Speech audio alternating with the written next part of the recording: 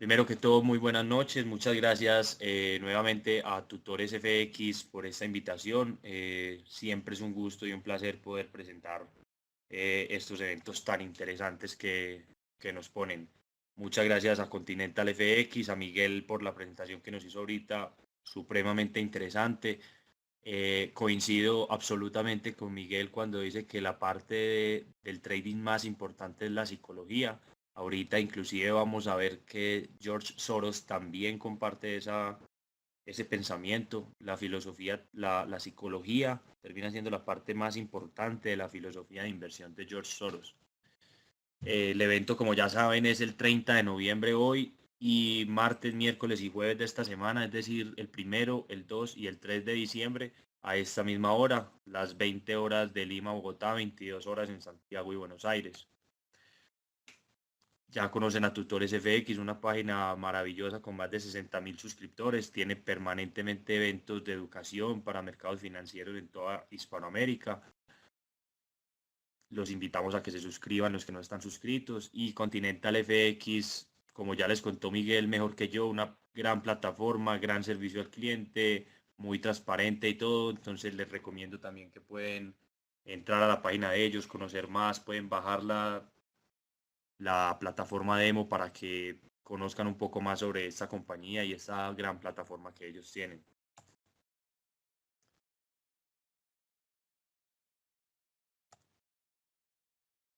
Bueno, como les contaba, el tema que hoy nos atañe es la filosofía o en general los términos bajo los cuales invierte George Soros.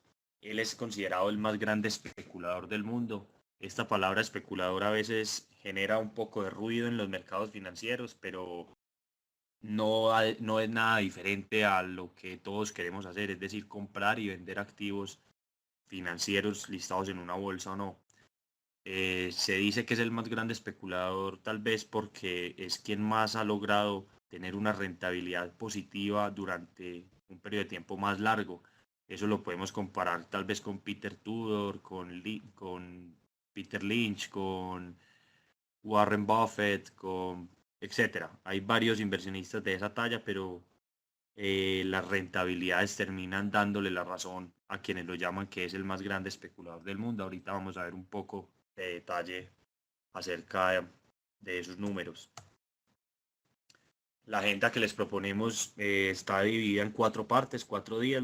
El día de hoy vamos a ver unos términos muy generales de su vida, su estudio de filosofía y Karl Popper. Karl Popper, para quienes no saben, es un filósofo bastante importante de mediados del siglo pasado, 1950, que tuvo una gran influencia en George Soros. Entonces vamos a ver esa influencia que se da y el cómo creó, cómo se salió con las teorías que él tiene, que George tiene para leer el mercado y para interpretar el mercado.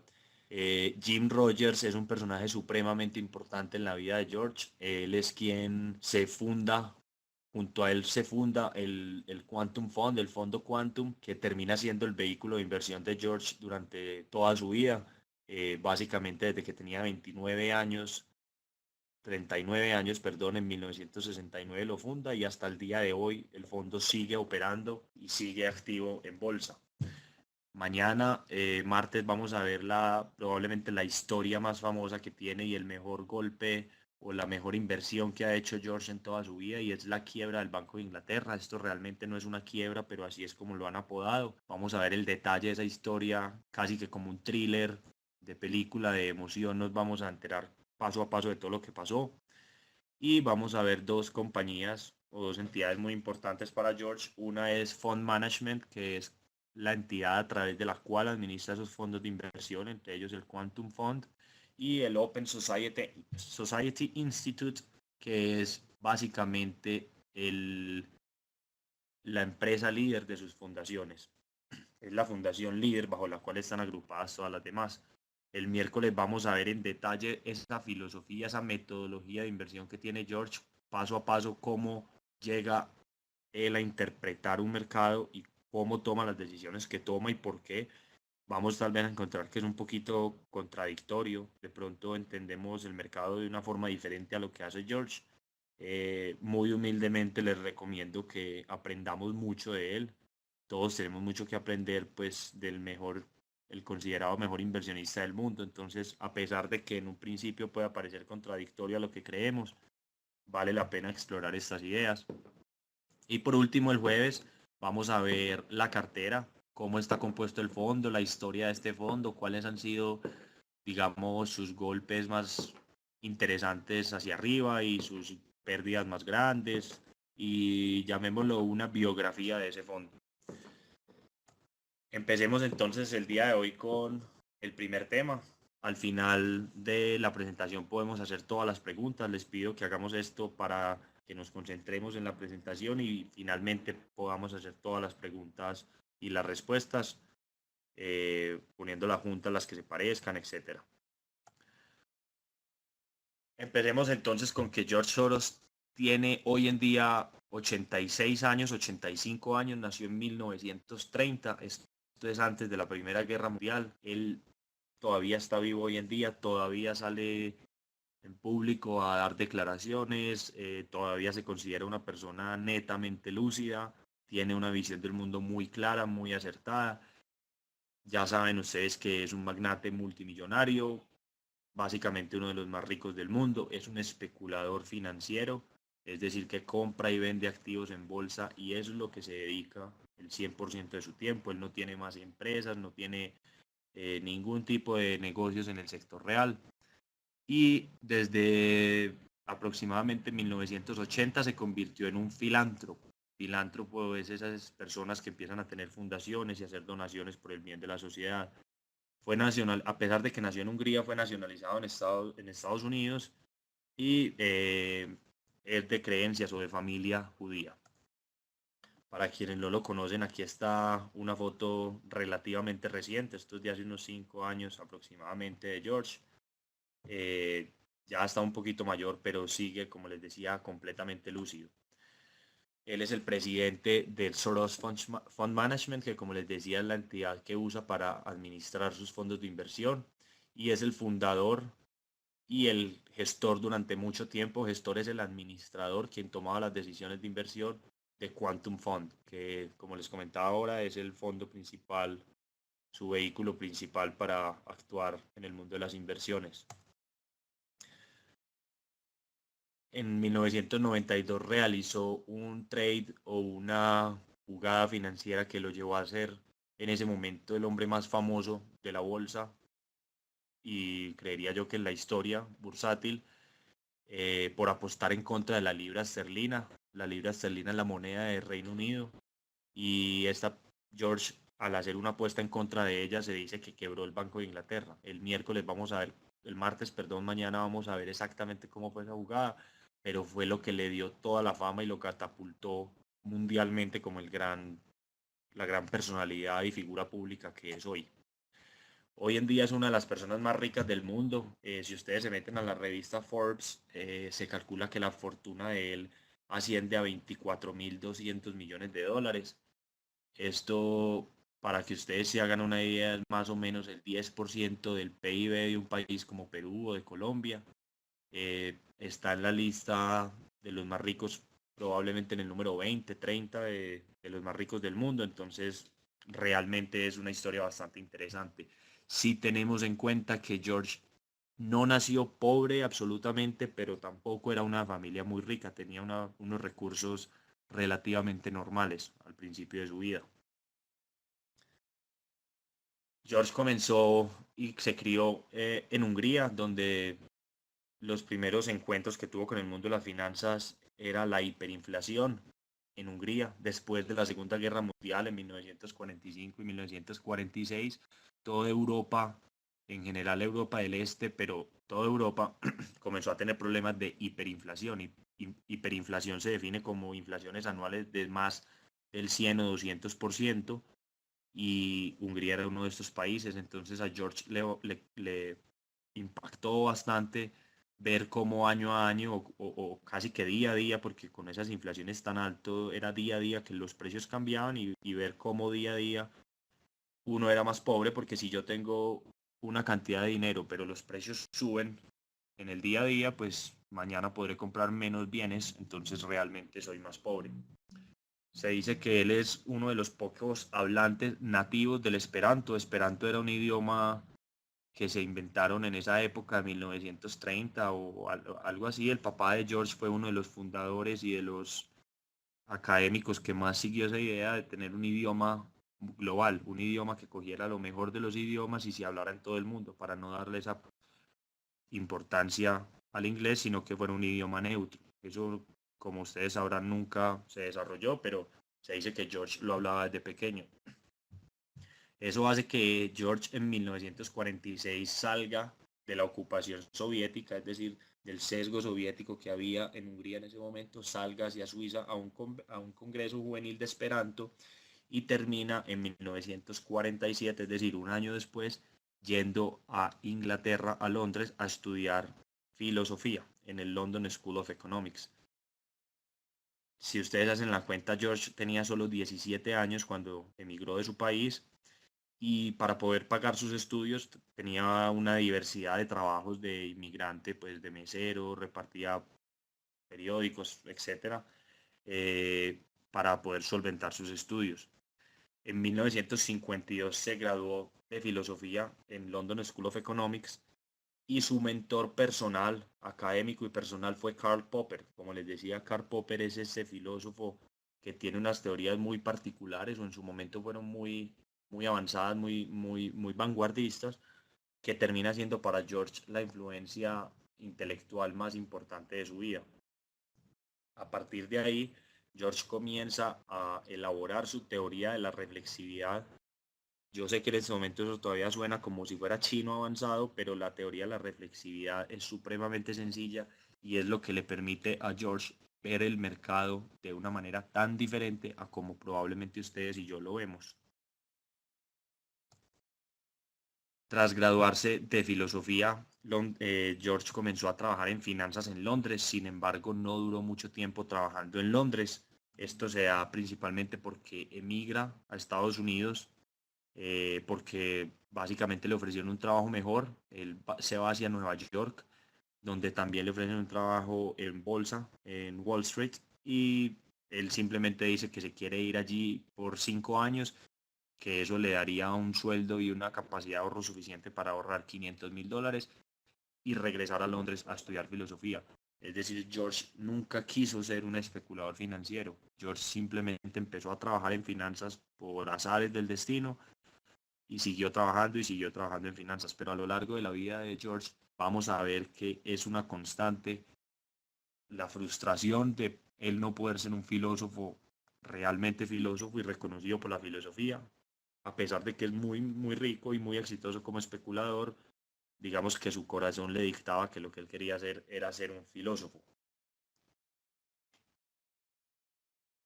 Durante 4 años, 3 años y poco, trabajó en arbitraje. Para los que no saben qué es arbitraje, arbitraje es cuando una persona o una entidad compra en un mercado un producto y simultáneamente lo vende en otro mercado a un precio superior. Es decir, yo compro acciones en la bolsa de Bogotá o en la bolsa de Lima a un precio y las vendo en la bolsa de Nueva York a un precio superior. Es decir, me estoy ganando una diferencia sin riesgo. Esto hoy en día con los computadores es supremamente fácil, pues se puede tecnificar el proceso y resulta relativamente sencillo de hacer. Sin embargo, hace 60 años, pues la historia no era tan fácil. La tecnología no existía, entonces era un tema bastante arriesgado en su época y del cual pocas personas entendían y eran capaces de hacerlo. Esto era algo realmente novedoso. Luego se desempeñó como analista financiero en una firma que se llamaba Wertheim. Allí estuvo por 4 años y de ahí pasó a lo que sería el paso más importante en su carrera como empleado, que sería pasarse a la industria de hedge funds o fondos de cobertura. Allí estuvo como vicepresidente de esa compañía y fundador. Él fue el fundador de varios fondos muy exitosos, unos fondos de inversión muy exitosos. En 1973 George decide independizarse, funda el fondo Quantum, que termina siendo el vehículo principal para especular y para participar de todas las jugadas financieras que hace. Inclusive ese fondo fue fundado desde antes, como vamos a ver, pero en 1973 se establece como su propio fondo. Empecemos entonces, no podríamos empezar a hablar de los fondos de cobertura y de toda la carrera de George sin definir realmente qué es un fondo de cobertura. Los fondos de cobertura fueron una innovación que surgió en 1949 debido a que antes eran únicamente fondos de inversión. Los fondos de inversión de antes se dedicaban a invertir bajo una sola filosofía de inversión y en un solo tipo de activo. Por ejemplo, los fondos de acciones solo podían invertir en acciones, los fondos de bonos solo podían invertir en bonos, los fondos de monedas solo podían invertir en monedas. En 1949 se crean estos fondos de cobertura que empezaron con ese nombre porque empezaron a realizar unas prácticas que era comprar acciones con margen, es decir, apalancados. No ponían toda la plata con la que compraban las acciones, sino que pedían prestado parte de ese dinero y posteriormente se vendían en corto otras acciones. Poniendo un ejemplo de reciente, digámoslo, yo me compro la acción de Avianca porque creo que va a rentar bien, pero al mismo tiempo vendo en corto la acción de LAN porque creo que va a rentar mal. Entonces, si los mercados suben, yo gano en la acción de LAN, gano en la acción de Avianca y pierdo en la de LAN. Y si los mercados caen, pasa lo contrario, pero en ambos casos yo voy a tener una utilidad. Eso nuevamente fue un concepto bastante novedoso en esa época. Hoy de pronto para muchos de ustedes es algo más normal. Estos fueron los primeros fondos que usaron opciones y futuros para maximizar los beneficios y los riesgos que corrían. Obviamente los futuros en esa época eran algo poco conocido, pero ya se empezaba a utilizar y digamos que fueron los primeros fondos que empezaron a utilizarlos realmente en su operativa diaria.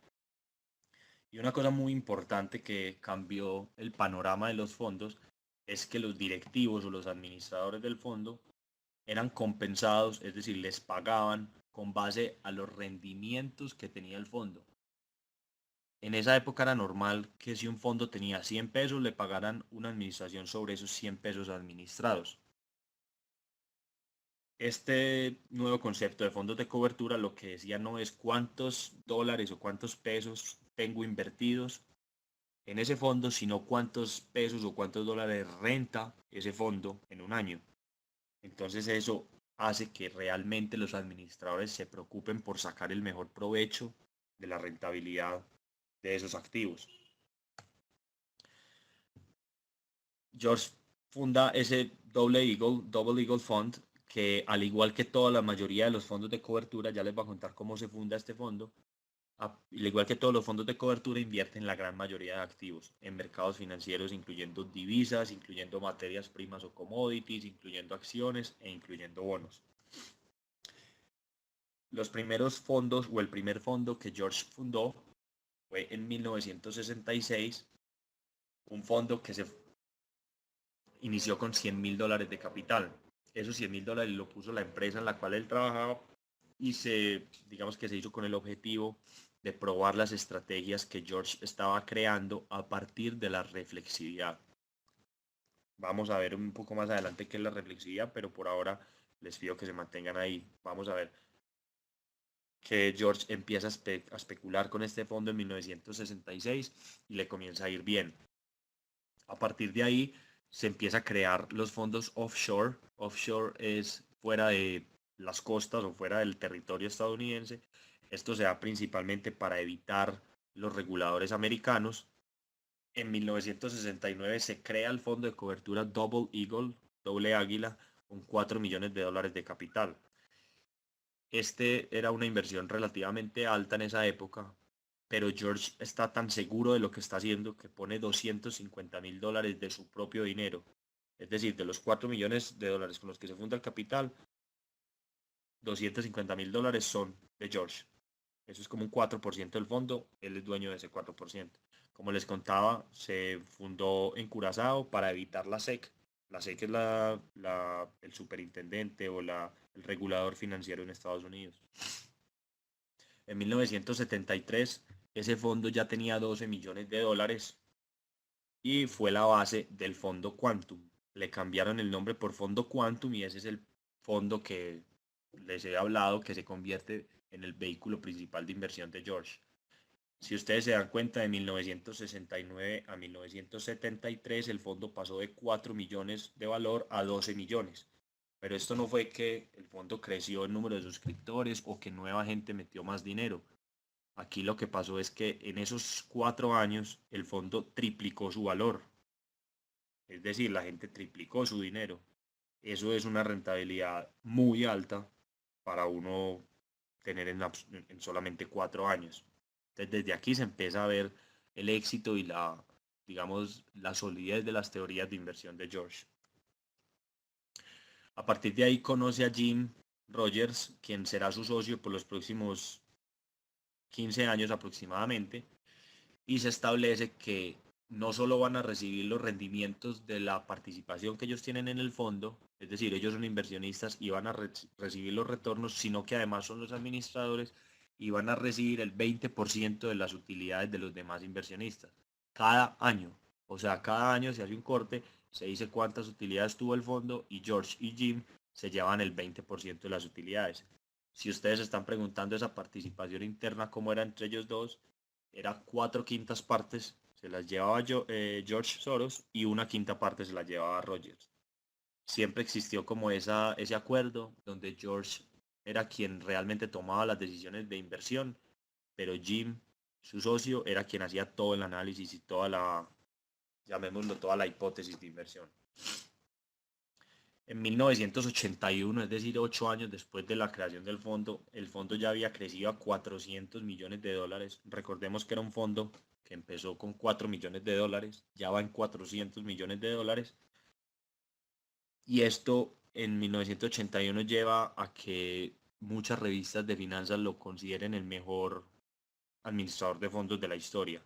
Ahí se comienza a ver que George era hecho con una materia diferente a los demás gestores de fondos. Sin embargo, en 1981 precisamente, el fondo tiene una pérdida del 22% durante el año. Curiosamente, ese fue el primer y único año en muchos que George rentó negativo.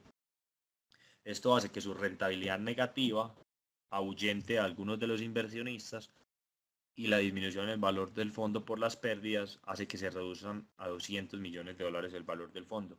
O sea, a principio de año el fondo valía 400 millones, terminó el año valiendo solo 200 millones. Esto hace que Soros realmente piense en renunciar. Él luego en sus libros habla de una crisis de identidad donde dice que yo quiero ser filósofo y no especulador de bolsa. Yo ya soy muy rico y yo ya no me quiero poner a estresar por la plata que tengo que administrar, sino que quiero realmente dedicarme a servirle a la humanidad y a fundar o a pensar en una nueva escuela de filosofía. Sin embargo, no pasa, George sigue en la industria y en el 2013 ese fondo, solamente en el 2013 se ganó 5.500 millones de dólares, convirtiéndolo otra vez en el fondo más exitoso de toda la historia, el fondo de inversión más exitoso de toda la historia. Ese fondo Quantum no es el único fondo que George termina fundando a lo largo de su carrera. Él funda muchísimos más fondos, entre ellos fondos para mercados emergentes, fondos para deuda corporativa, fondos Quasar, que son otras estrategias diferentes, etcétera. Pero se termina todos administrando desde Curazao. Todos son propiedad privada. Esto significa que no están abiertos a inversionistas del público. Eso tiene una razón muy importante y es para que no sea vigilado por ninguna entidad regulatoria o ningún miembro regulador del mercado. George se comienza a blindar un poco a nivel personal y funda esa compañía que se llama Soros Fund Management, con la que asesora a los fondos de inversión Quantum. Es decir, George hace parte de una compañía que se llama Soros Fund Management y esa compañía es quien asesora a los fondos Quantum, de tal manera que el nombre de George Soros nunca aparece en el fondo Quantum directamente, sino que aparece a través de una compañía. Esto lo hace George para prevenir posibles conflictos de interés, para que luego no pueda ser demandado por tantas razones, realmente como una forma de salvaguardar y de protegerse a sí mismo. Como los fondos en ese momento eran privados y lo siguen siendo hoy, nunca se sabe quién realmente son los dueños del dinero. Se dice que la familia Rothschild, que es una de las familias más ricas del mundo, y otros europeos con mucha riqueza invirtieron 6 millones de dólares en 1969. Ustedes me pueden decir, Nicolás, pero me habías dicho que el fondo se fundó con 4 millones de dólares. Es correcto y por eso les quise poner esas dos cifras aquí diferentes porque como no era una información, no es una información pública, es muy difícil encontrar las cifras reales. Sin embargo, la rentabilidad que vamos a ver más adelante sí es auditada. No podemos encontrar los aportes directos, pero sí la rentabilidad auditada. En 1992, ese Quantum Fund se vuelve famoso por ser el fondo con el que hizo el trade o la operación del Banco de Inglaterra. Se dice pues que Soros fue quien apalancó o quien hizo que realmente la libra o el banco inglés tuviera que devaluar su moneda, a pesar de que hubo muchos otros inversionistas que estaban apostando lo mismo. Se dice que la pisada de Soros fue quien realmente fue el efecto gatillo, fue quien realmente disparó la devaluación. En 1997 Soros hizo algo parecido en el sudeste asiático. Si alguno de ustedes vivió esa crisis, los que la vivieron recuerdan que todos los países que en ese momento eran una promesa económica, Malasia, Taiwán, Singapur, Corea, etcétera, empezaron a tener fuertes devaluaciones y todos tenía participación en esas devaluaciones, entonces nuevamente comienza a ser fuerte, fuertemente criticado. Normalmente si yo apuesto a favor de una moneda, tengo una buena fama, pero cuando apuesto en contra de una moneda, la gente y la prensa financiera empieza a decir que yo soy como una especie de malo en los mercados. Entonces Soros muchas veces tiene la fama de villano, porque está apostando a que la moneda debe ser más débil de lo que realmente es. En 2011, por regulaciones americanas, una ley que se llama Glass-Steagall, el fondo Quantum anuncia que va a cerrar su fondo a inversiones públicas, es decir, que únicamente puede administrar recursos propios o de su mismo grupo de intereses económicos. Entonces devuelve los capitales a las otras familias, a las otras empresas y fundaciones ajenas a él, y ahorita exclusivamente maneja dinero de la familia Soros y de las fundaciones Soros. Ese fondo hasta el día de hoy está vigente y el día jueves vamos a ver la historia más detallada, cómo hace las inversiones, qué inversiones ha hecho famosas, buenas y malas, y qué inversiones tiene hoy en día. Hoy en día vamos a ver cuáles son las posiciones que tiene ese fondo hoy. Sería injusto hablar de que George es el especulador más grande de la historia sin uno darle un lugar a este otro señor canoso, más o menos de la misma edad, tal vez un poco más joven, que se llama Warren Buffett. Quienes lo conocen saben que es uno de los inversionistas más famosos del mundo de la bolsa. Este señor inclusive le dicen el oráculo de Omaha. Oráculo es el lugar donde uno va a consultar el futuro. Entonces este señor se dice que le pega también al mercado, lee también el mercado, que es casi que preguntarle a él es casi que saber para dónde va el mercado. Entonces, si comparamos entre las rentabilidades que han obtenido estos dos señores en 1969, entre 1969, que fue la fecha en la que los rendimientos de Soros comenzaron a ser públicos, hasta el 2009, podemos comparar y yo creo que ustedes se van a sorprender. El señor Warren Buffett obtiene una rentabilidad impresionante del 21.4% anual durante 40 años. Esto es más del doble de lo que rentó el Standard Poor's, que es el índice de acciones en Estados Unidos, en ese periodo. Eso quiere decir que si yo le entregué $10,000 a Warren Buffett en 1969, en 2009 pude haber retirado 28 millones y medio de dólares, 28.400.000 dólares. Esto, si ustedes han estado en los mercados algún tiempo, entienden que tener una rentabilidad del 20-21% anual durante 40 años es algo casi que increíble. O sea, lo más cercano a increíble puede ser eso. Normalmente los fondos de inversión, los fondos de cobertura, las bolsas, las acciones, las monedas tienen años buenos, tienen años malos, pero ninguna tiene un promedio tan alto como para llegar al 20%. Por otro lado tenemos a George Soros. George Soros impresionantemente mejora ese rendimiento. Tiene durante esos 40 años una rentabilidad anual del 26,3% durante los mismos 40 años. Esos son casi 5 puntos porcentuales más que Warren Buffett. Probablemente en la prensa se oye hablar más de Warren Buffett. La gente lo quiere más, tiende a ser ese señor de edad como carismático, como querido, como que siempre está sonriendo, pero Soros termina siendo un inversionista mejor, que renta más según los números auditados, como les contaba. Ese rendimiento es casi el triple de lo que renta el Standard Poor's en el periodo analizado.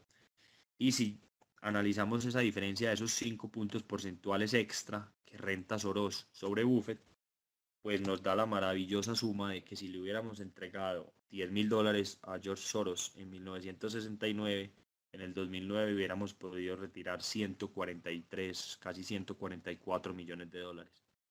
Como se pueden dar cuenta, la diferencia entre uno y otro parece ser poca, 5 puntos porcentuales, pero en dinero es mucha por el efecto compounding, por el compuesto de los intereses.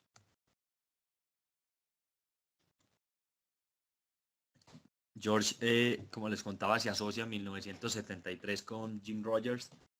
Jim Rogers es este señor que ven a la derecha, no es el típico inversionista de Wall Street que uno espera ver. Él tiene unas ideas un poco, llamémoslo, locas, divergentes, diferentes a lo que los demás piensan, pero precisamente por eso es que hizo tan buena compaginación con George Soros, porque George también es una persona que ve el mundo muy diferente a como todos lo vemos. Durante los 10 años que estuvieron juntos, el fondo que tuvieron, Quantum Fund, rentó un 4.200%.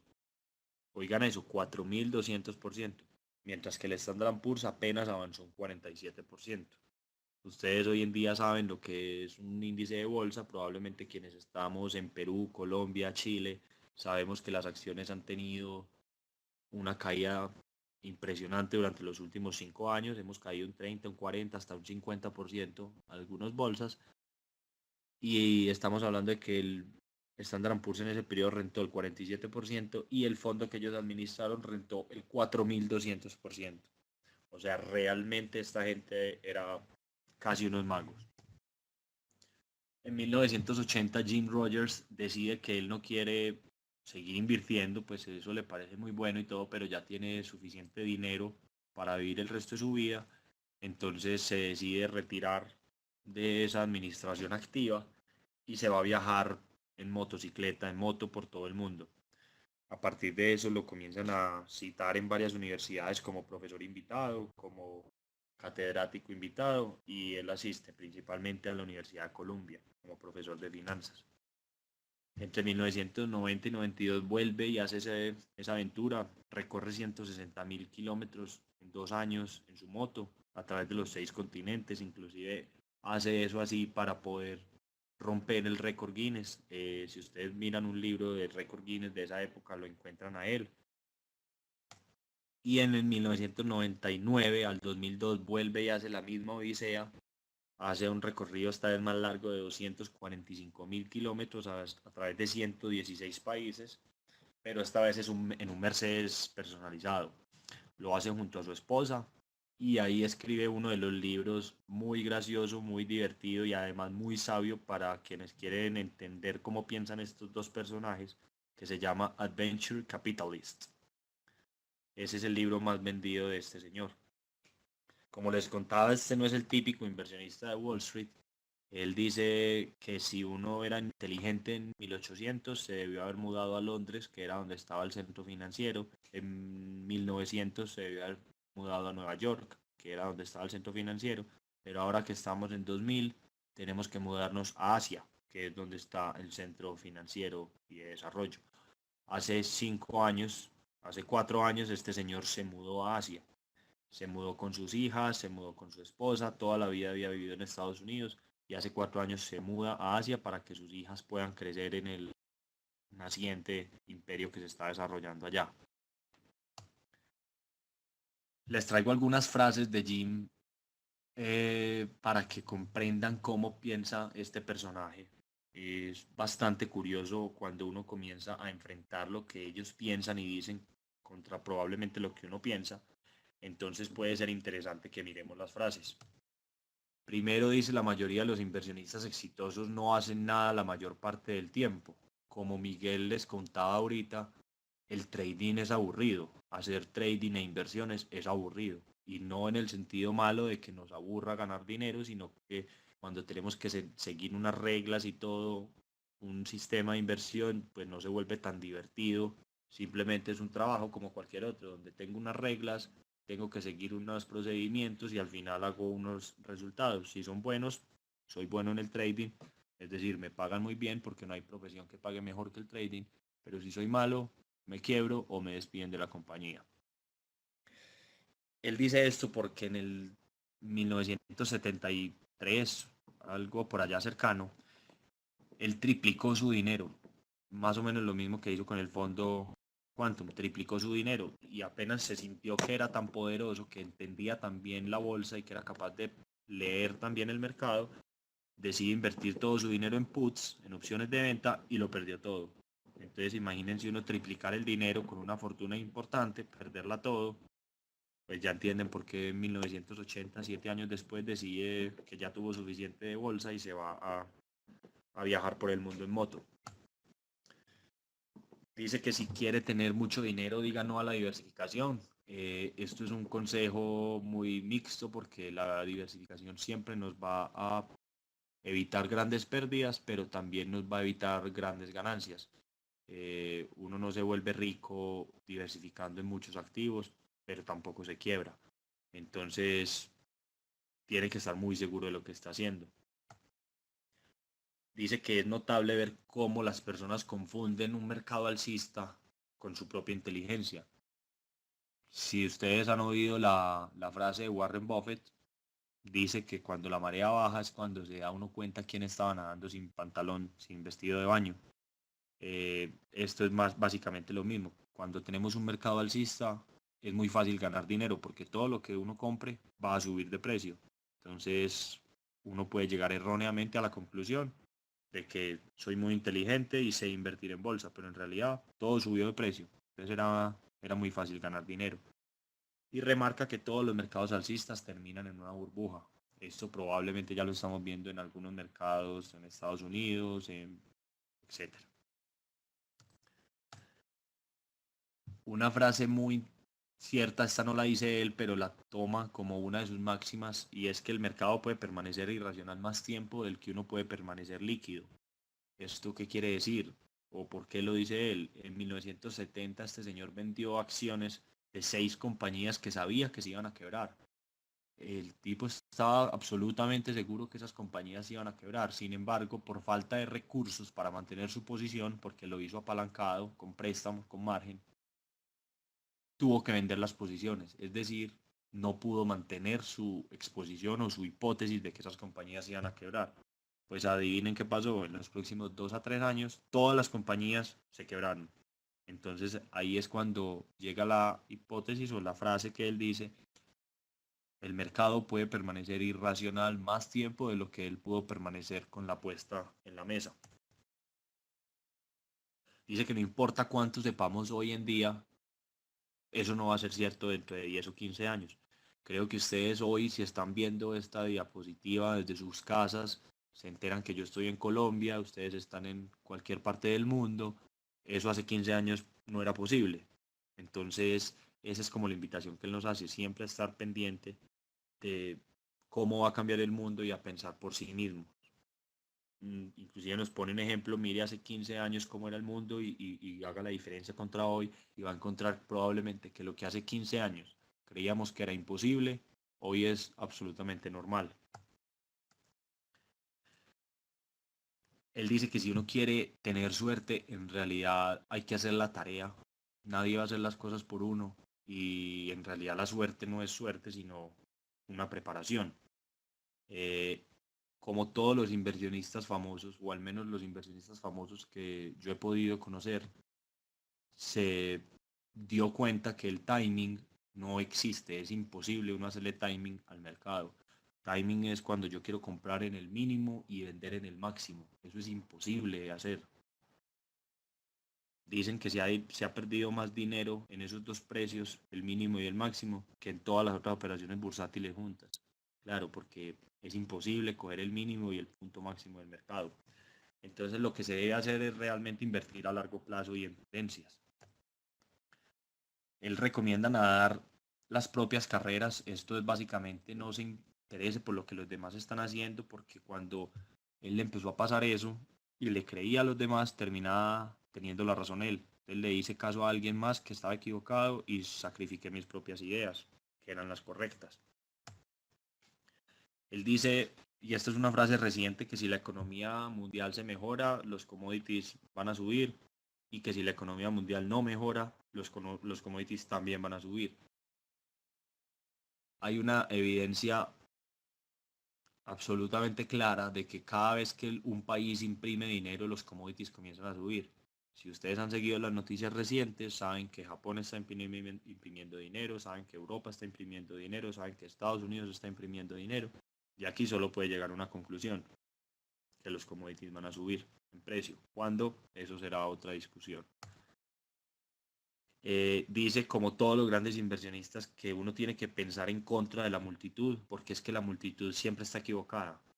Por algo son la multitud.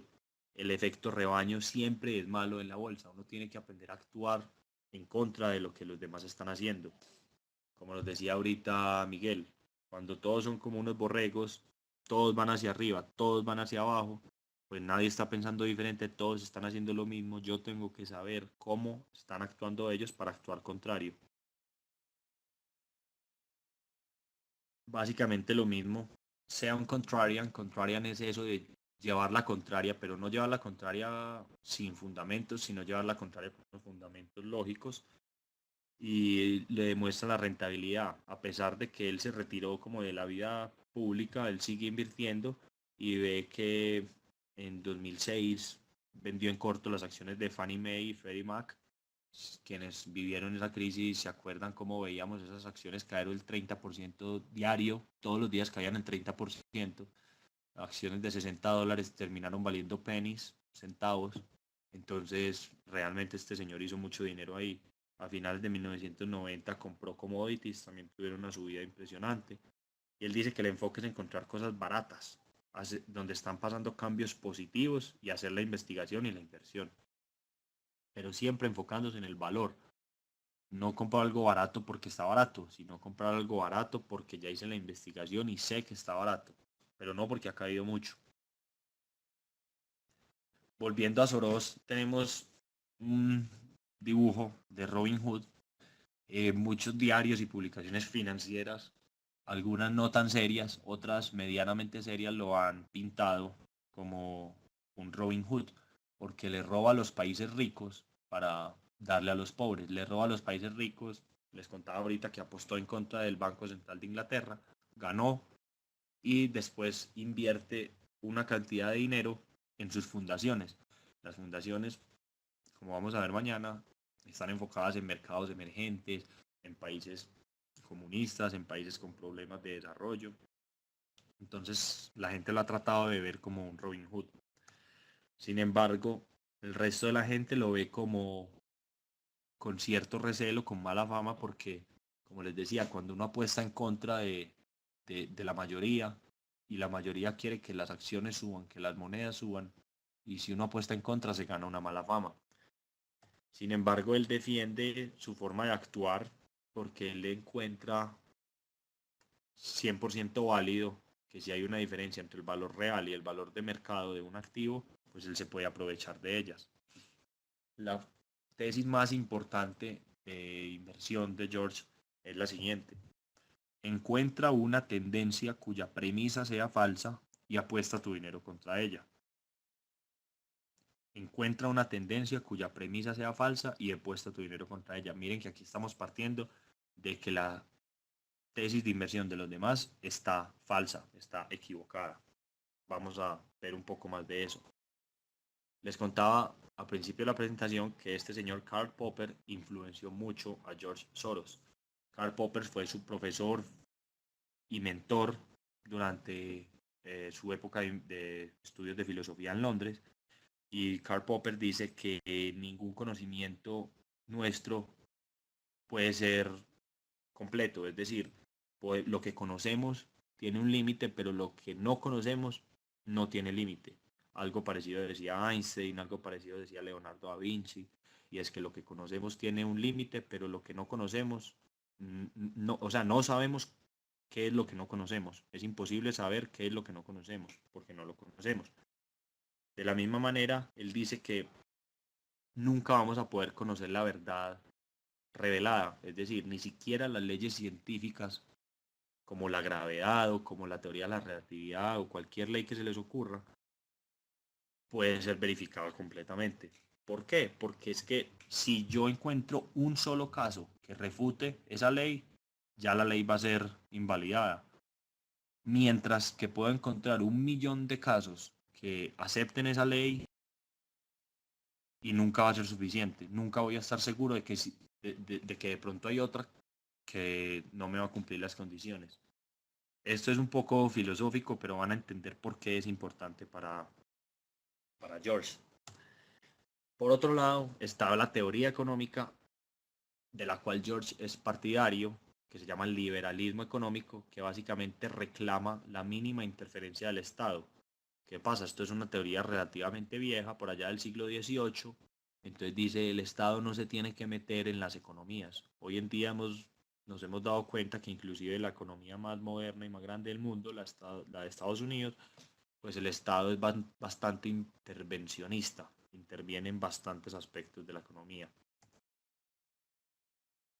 Eso se resume en la expresión de dejar hacer, dejar pasar, es decir, todo se vale, todo se puede, siempre y cuando no sea malo para alguna de las partes, todo se puede hacer en el mercado.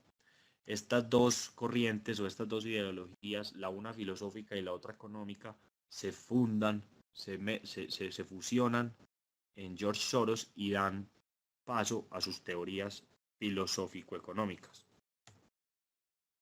Algunas frases de George es lo que les contaba ahorita, lo mismo que nos decía Miguel, si invertir te parece divertido, probablemente no estás ganando dinero porque es que las inversiones buenas son aburridas. Nuevamente, no es aburrido ganar plata, no es aburrido ganar dinero, pero es aburrido el proceso, la racionalidad, la disciplina que hay que tener. Él dice que él es rico porque sabe cuándo se equivoca, que ha sobrevivido por conocer sus propios errores. Él sabe que todas las inversiones que él hace tienen la probabilidad de estar equivocadas, entonces siempre está pendiente de cómo se puede salir esa equivocación a flote.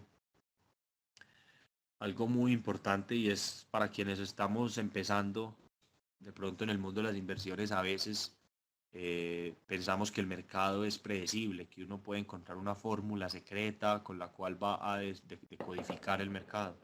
Pues resulta que este señor dice que el mercado es impredecible, porque es imposible saber cuándo, dónde y cómo se va a mover un mercado.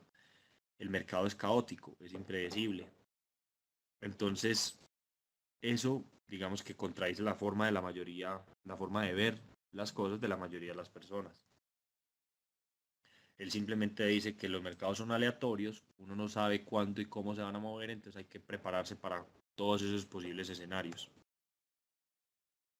Nuevamente los mercados están en un estado de incertidumbre y de flujo, y el dinero se hace descontando lo obvio y apostando por lo inesperado. Nadie se ha hecho rico invirtiendo en lo que ya se sabe, que ya pasó. Los movimientos en bolsa suceden con las cosas que no se sabían. Si todos tenemos la información de que X compañía hizo una buena inversión, pues ya la acción está cara, no se va a valorizar por eso. Tengo que apostar algo que no espere el mercado.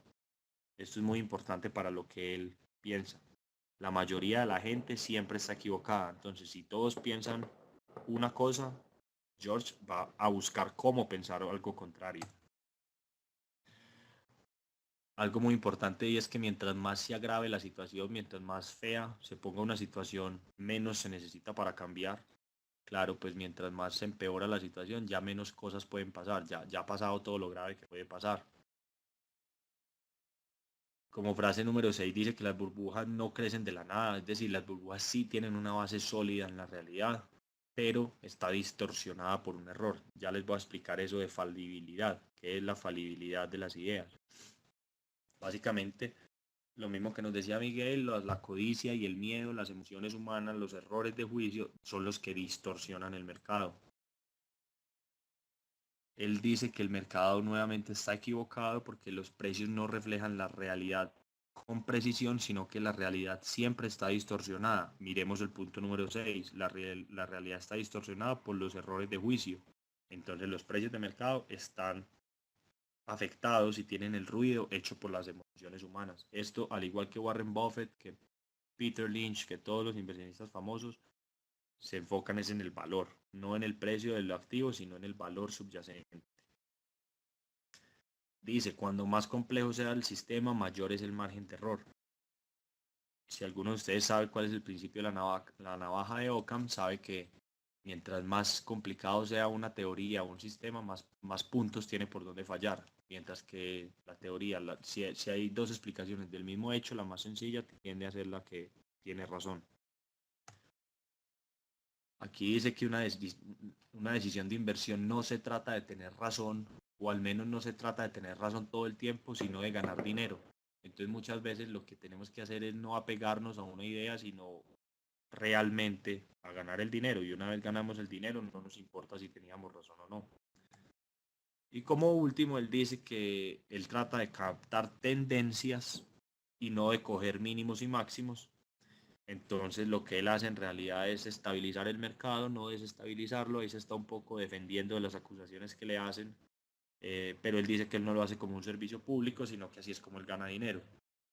Nuevamente, como les decía Jim Rogers, como dice Warren Buffett, como dicen todos los inversionistas famosos, no es posible hacerle timing al mercado, comprar al mínimo y vender al máximo, simplemente coger las grandes tendencias. Falibilidad. George parte de que siempre hay un error en los precios del mercado. Vamos a ver por qué esto es absolutamente clave y les pido mucha atención en este punto. La teoría fundamental o la teoría clásica de los mercados financieros se llama hipótesis del mercado eficiente. Normalmente se tiende a pensar, o todos tendemos a pensar en un principio, que los mercados tienen razón. Es decir, que los precios de mercado ya están reflejando toda la información posible de los hechos que hoy afectan un activo y de los hechos que lo van a afectar en el futuro. Pero si ustedes se ponen a analizar con cuidado, se ven claramente los errores o las fallas en esa hipótesis. Porque es que yo no puedo decir desde hoy cuáles van a ser los activos cuáles son los hechos que van a afectar a ese activo en el futuro, porque no sé cuáles van a ser los hechos del futuro. Desde hoy no puedo saber cuáles son los hechos que van a afectar ese activo. Entonces George dice, yo empiezo con la opinión contraria, creo que los precios siempre están mal en el sentido de que presentan una visión sesgada del futuro. ¿Por qué sesgada? Porque no sabemos cuál va a ser el futuro. Si yo no sé cuál es el futuro, no puedo saber cuánto vale un activo. Entonces George dice, el precio siempre está malo. Y por último, sus teorías se basan en el segundo principio que se llama reflexividad. Esto parece chino, pero no lo es. Reflexividad es básicamente los puntos de vista distorsionados. Ya sabemos que el mercado siempre está equivocado. Entonces, cuando el mercado está equivocado, influye en la situación que está refiriéndose. Por ejemplo, si yo tengo un punto de vista falso sobre una empresa, eso me lleva a comprar esas acciones o esa moneda, y una vez compro esas acciones o esa moneda, puedo tener pérdidas o ganancias, pero con base en algo que yo creo equivocadamente, me va a llevar a acciones inapropiadas, y esas acciones inapropiadas, que son vender, como Miguel nos explicaba ahorita, vender en el mínimo, me va a llevar nuevamente a acciones inapropiadas y a puntos de vista falsos. Voy a volver a creer que ya es hora de comprar cuando la acción vuelve y sube. Es un círculo vicioso. lo que la masa piensa afecta al mercado y lo que el mercado hace afecta a lo que la masa piensa. Si el mercado comienza a caer, todos creemos que va a seguir cayendo, entonces el mercado sigue cayendo. La hipótesis autocumplida, la profecía autocumplida. Si el mercado sigue cayendo, todos pensamos que va a seguir cayendo, entonces no compramos, entonces sigue cayendo. Es un poquito lo que George dice. Esto puede que nos parezca muy obvio, pero a nadie le había parecido tan obvio en ese momento. Él junta estos dos temas y dice: soy consciente de la reflexividad, es decir, del efecto ping-pong en los efectos, mercado contra participantes, participantes contra mercado, y estoy constantemente en guardia, consciente de mis propias ideas falsas. ¿Por qué? Porque es que uno nunca va a conocer la realidad completa. Entonces empiezo a buscar sobre esos conceptos que yo invertí, cuál va a ser el error que tiene mi concepto. Eso lo vamos a ver mucho más detallado el miércoles, pero por ahora es importante que se lleven esas dos frases. La reflexividad es como yo afecto el mercado y el mercado me afecta a mí, y la falabilidad es que yo siempre estoy equivocado porque no sé todo lo que va a pasar. Por último, George aplica el método científico o un método muy cuidadoso para su inversión, y es que primero desarrolla la tesis, explica lo que cree que va a pasar, invierte un poco, tal vez no invierte como muchos de nosotros nos ha pasado, que queremos ganarnos todo el dinero en un solo trade o en una sola operación, sino que invierte con cuidado la primera vez, y si el mercado le da la razón, sigue aumentando su posición. Sin embargo, si no le da la razón, simplemente vende su posición y ya. Entonces siempre está probando y testeando nuevamente sus ideas. Y en el momento en que comienza a perder dinero por una idea, se sale y empieza a buscar por qué se equivocó, pero nunca se aferra a la misma idea. Básicamente hasta aquí les tenía hoy. Espero les haya gustado. Nuevamente mañana seguimos martes con los demás temas, miércoles y jueves nuevamente.